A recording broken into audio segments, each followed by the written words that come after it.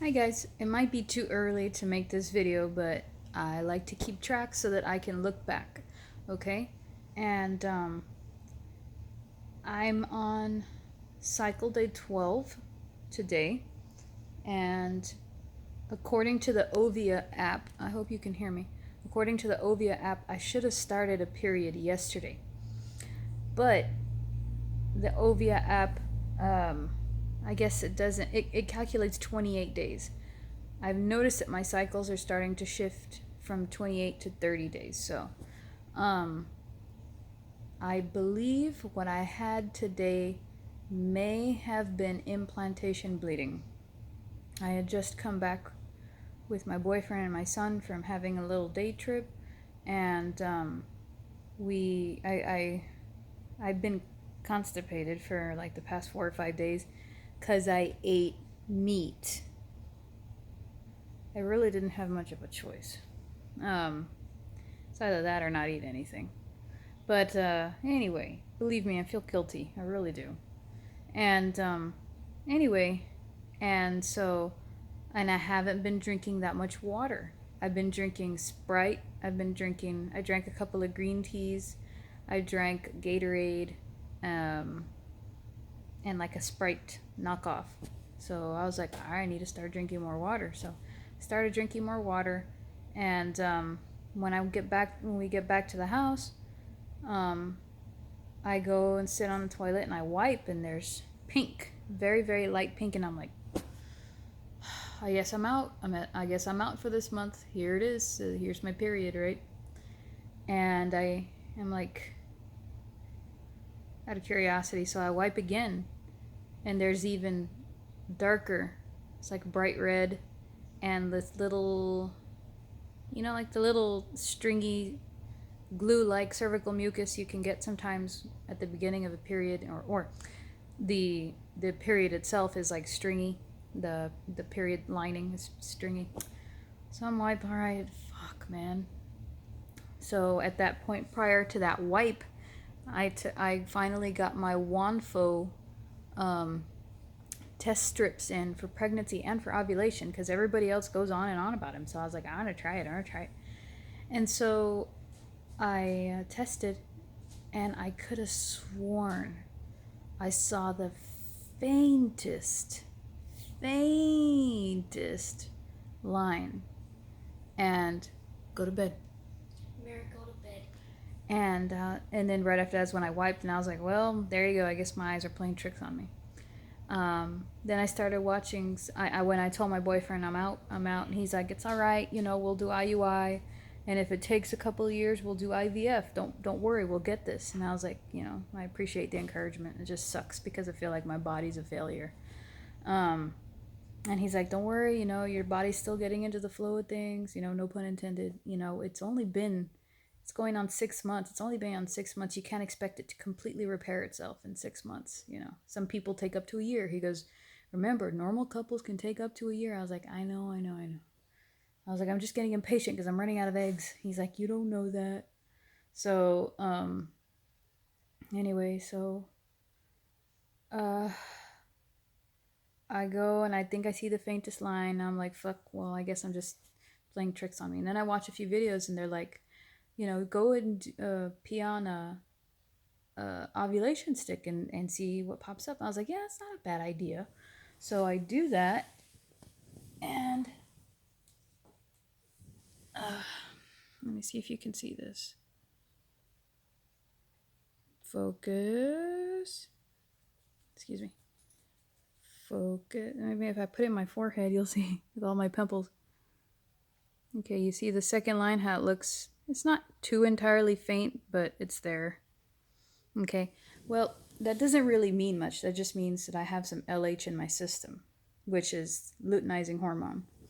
Some women, always have it in their system. That those OPKs, they'll always pop up with even a faint line. Their entire cycle, it'll pop up. I'm one of those people, believe me, because I've tried it. But when I first tested, it was pretty dark. And I was like, wait a minute, why am I having an LH surge right before a supposed period? So I start reading. Of course, I Google everything. Before I start asking questions, I Google it. And they're saying, yes, you can have an LH surge before a period. Every woman's different, but a lot of women do have that surge. And I was like, all right. Well, at least I know that my body's acting the way it should. And so I go back into the bathroom and I'm like, I'm just going to test for sure to see if my period is coming. So I'm going to get graphic here. So I go in there and I move around with my finger and I'm like, let me test to see where my cervix is. Let me test to see if it's open. Let me check if it's open. And let me see what the cervical mucus is like. Well, it's, the results was it was very high. It was semi-open. Like you could feel like a vertical, a tiny, tiny, tiny vertical, like little opening. And it's hard for me to get in there with my finger, so it's really high up. The feeling of it was kind of like my lips, kind of soft, my lips, kind of soft, and the cervical mucus was watery, almost. I noticed it is watery in the evenings and thick in the morning. So, I didn't notice any more blood. I was like, what the hell is up with this? So I go, and I'm like provoking my cervix. I'm like, what, I feel like whenever I used to do that in the past, if I poke my cervix, of course, more of the blood would come out because it's coming from the uterus. So it's going to provoke it to come out. Nothing. And I keep poking and I'm like, okay, maybe if I wipe, maybe I'm just not seeing it because of the color of my fingers and stuff, I'll start trying every angle and I wipe and no. So I tried to stimulate those muscles, I'll just put it that way. And, usually you'll have cervical mucus come out because when a woman's aroused, she'll lube herself up. And nothing. It's just clear, if anything. And then after that, I was like dry.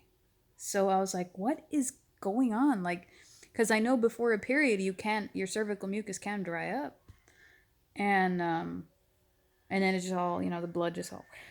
But nothing. So I go back and I wipe. And then I have, I have a BM. And usually because the straining and the pushing, will cause some to come out. And it always does for me. It's like everything comes out.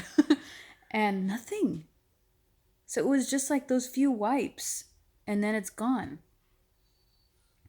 Well, prior to this, when I was in bed, I felt what felt like a pinch, like if somebody grabbed one of the tendons by my uterus and just pulled on it, like if like a tendon or a stringy part of my uterus was getting pulled and tugged. And I was like, what is that? I've never felt that before. The ow, like that's pinching, that hurts. And it did it probably about 4 or 5 times on and off for maybe like an hour. And I was like, that's so weird. And, just like, it's probably just the lining of the uterus building up and something pulled or something's off or something. And so I went back to sleep and nothing. So then I occasionally would get the lower abdominal cramps that are dull and only for a moment. You know what?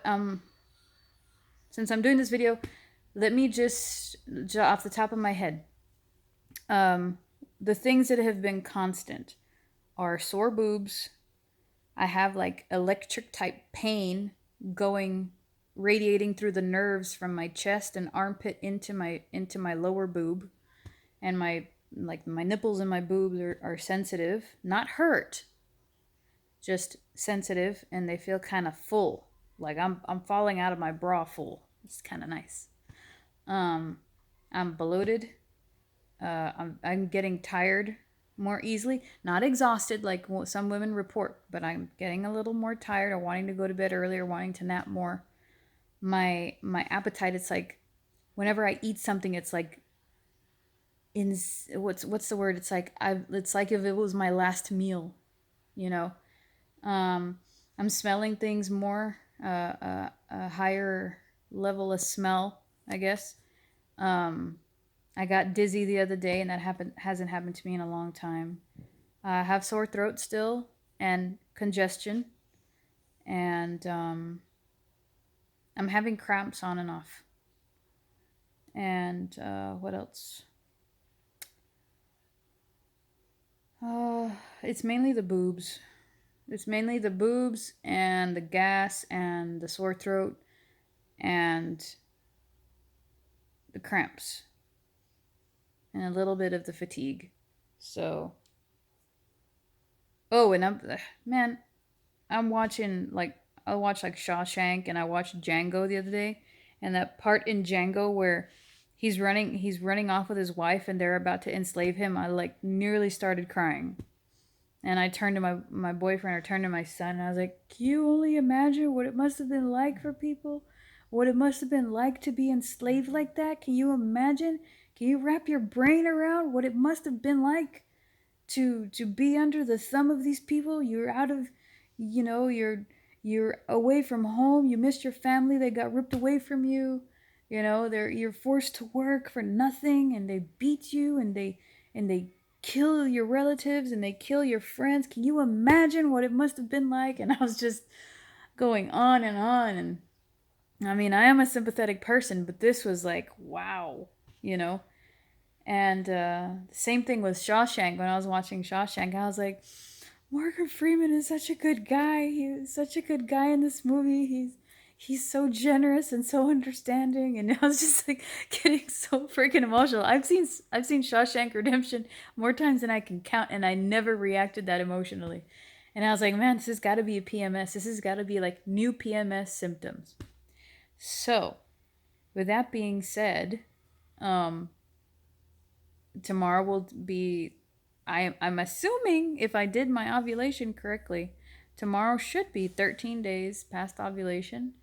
And so for the next 2 days, I'm going to keep an eye out and see, do I get the period? Does it come? And if so, if it does come, I'm so getting a margarita and getting buzzed off my ass, because I was talking to a fellow TTCer, and I was like, we got to give each other goals. We got to give ourselves like a prize for effort at the end of every month, because if not, we're just gonna totally give up, and we'll have nothing to look forward to. It'll just be like, and we'll get depressed and everything. And I thought, we got to give each other goals. So if we don't conceive, at least we have that one prize, and then once we got our fulfillment, our prize, we can find the energy to start all over again. But me and my boyfriend have already agreed to get him checked out. He got checked out about 6 months ago, but we're he needs to take better care of his health. He's really good at eating healthy. He's really good at trying really hard to keep up, but we slip a lot. So I'm just as guilty. So we're gonna go full force. We're gonna try to clean up. It's gonna take a few months to fully clean up, like me with my salt, and I need to drink more water. And him, well, he has his own habits that he needs to clean up on. But as a team, we know we do good together. So we just need to push each other, that's all. But he's taking supplements on his end too, so um, we're doing that, and hopefully something happens this year. And I'm already prepared, okay?